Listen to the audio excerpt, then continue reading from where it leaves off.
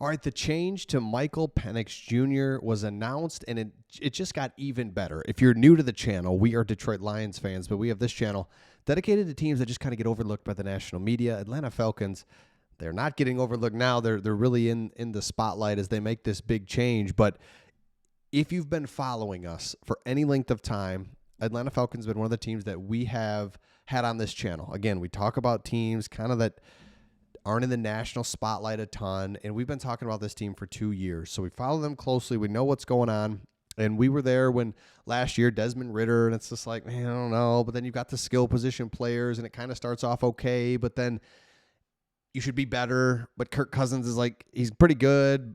You're winning, but then you've been losing, and now it's like, okay, we got to do something. Here's what's happening here, and this is why I think optically you're thinking, well, I don't know. Here's why it gets better.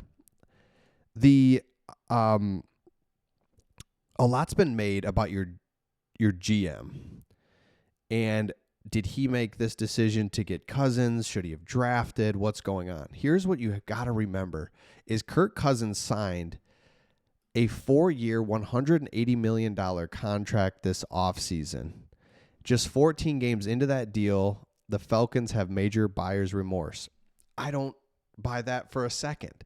In fact, this proves that your GM is actually smart and you can trust him. And here's what I mean. You get Kirk Cousins for a deal. You get Kirk Cousins 4 years, $180 million. Michael Penix Jr., because he's on the rookie deal, you combine the two quarterback salaries, and it's a quarterback salary that you'd pay any quarterback on the open market to come join your team. And you got two for the price of one.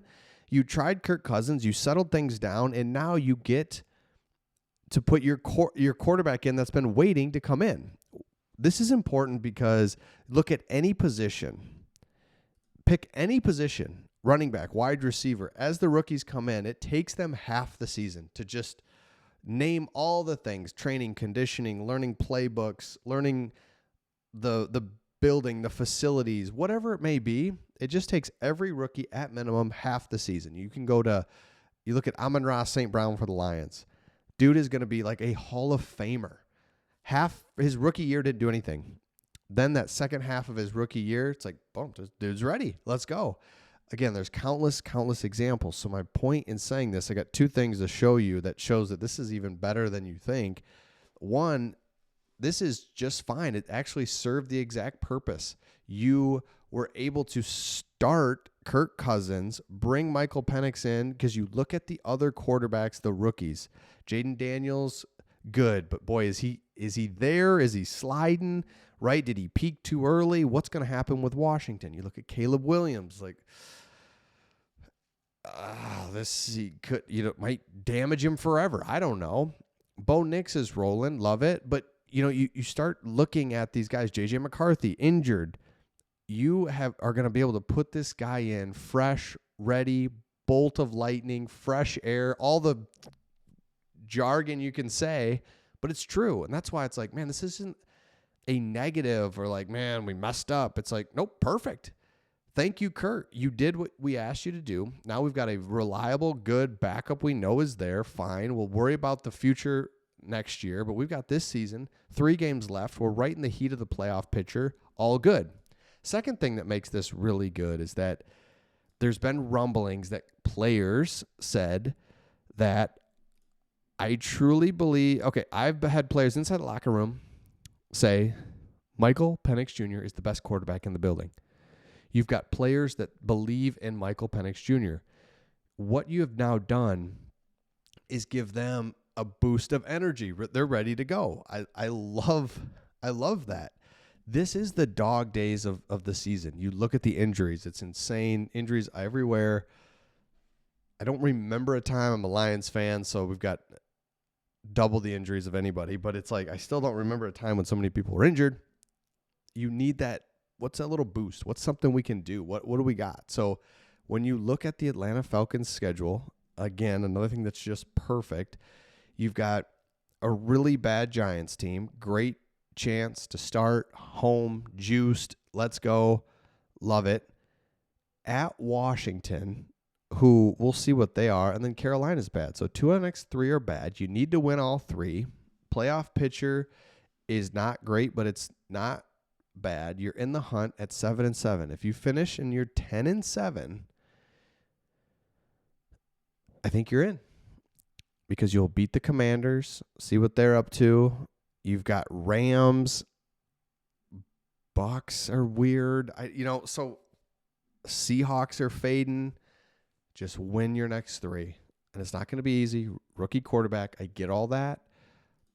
But this is the GM's like getting crushed when, honestly, because I was crushing him at the draft, I'm back being like, it's the most important position by far. Why wouldn't you get a veteran, make sure you got it, make sure you can start the season. It's a long season, but also prepare for the future. Draft 6 quarterbacks. It doesn't, you should draft a quarterback every single round, one draft, and just pick the best one and have him go into training camp. And, I'm exaggerating, obviously, but you know what I'm saying? So it's like, this is an interesting spot for the Atlanta Falcons to be in, but I love it. I'm rooting for them. I like the Falcons to win out. And if you finish the season 10-7, what can you say? You know what I'm saying? Like, there's nothing you can say. 10-7 with a rookie quarterback and a guy that we hoped he could do it, but you also knew deep down that, like, you wanted Penix anyway. So I don't think you can be upset about this at all. Let me know in the comments your thoughts on this. And then also, when you look at this playoff schedule or playoff picture right now, it's pretty interesting when you got the Lions, Eagles, Vikings all set into the playoffs. Now, I think what you have to look at now is the last team is Bucks and Rams are 8-6. You're 7-7. You beat the Buccaneers twice. So that's really your, oh my gosh, I forgot about that. So that's your in right there. That's not only in, you win the division and you have a home playoff game. So you never know what Penix can bring, what kind of energy, what happens there. So I love this. And I think if you're an Atlanta Falcons fan, you got to not only love this, but you have to have faith in your GM to be like, this guy, what if he's ahead of everybody else? What if he actually gets this? I think he might. And then if that's the case, then it's like, man, future's good. He knows how to make decisions. We're all good. So let me know your thoughts in the comments. Again, if you're new, make sure you subscribe, and we'll see all of you on the next one.